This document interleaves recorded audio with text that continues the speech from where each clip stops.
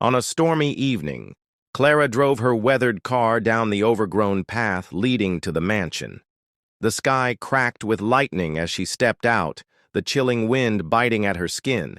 She pushed open the rusted iron gates, their screech echoing into the dark. Inside, the mansion was a tomb of silence. Dust coated the ornate furniture, and cobwebs draped like funeral veils over forgotten portraits. Clara's flashlight danced across the walls, revealing eerie paintings of people with hollow eyes that seemed to follow her every step. She began her investigation with the grand hall, where a massive chandelier hung precariously, its crystals dulled with age. On the walls were portraits of the Blackwood family, the mansion's original owners. The most prominent was of Eleanor Blackwood, a woman with piercing eyes and an air of sorrow. It was said she had lost her husband and son to a fire that ravaged the estate decades ago. Clara's recorder captured every creak and groan of the old house. As she wandered, she began to hear faint whispers, not words, but unintelligible murmurs that made her skin crawl. She paused, straining to listen, but the sound would vanish as quickly as it came. She climbed the grand staircase, her boots sinking into the threadbare carpet. At the top, a long corridor stretched before her, lined with doors that seemed to lean inward, as if listening. One door stood ajar, revealing a room bathed in moonlight. Inside was a nursery, frozen in time.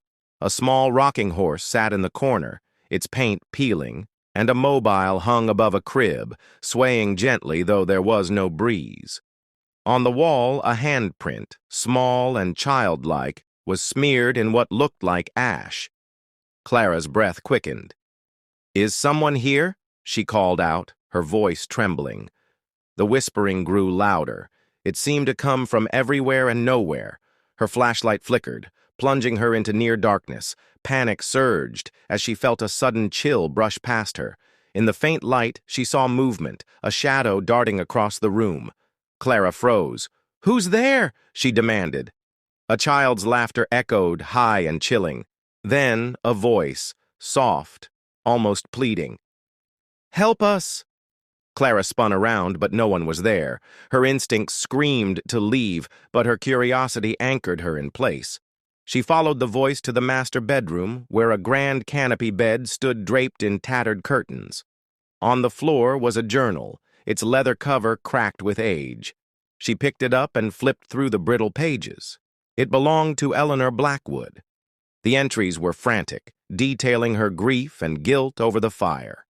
The last entry read, "They won't forgive me.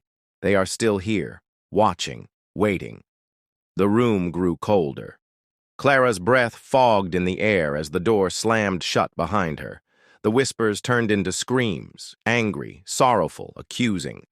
The chandelier above swayed violently as unseen forces filled the room. Clara tried to run, but the shadows coalesced, forming into ghostly figures. A man, a woman, and a small boy. Their faces were twisted with rage. Eleanor's voice echoed through the room, chilling Clara to her core. "They won't let me leave, and now neither will you." The shadows lunged. Clara's scream was swallowed by the storm as the mansion went silent once more. Days later, her car was found abandoned near the gate. The locals shook their heads, muttering about the curse of Whispering Manor. Inside, a new portrait adorned the wall, a painting of Clara, her eyes wide with terror, forever trapped within the cursed halls.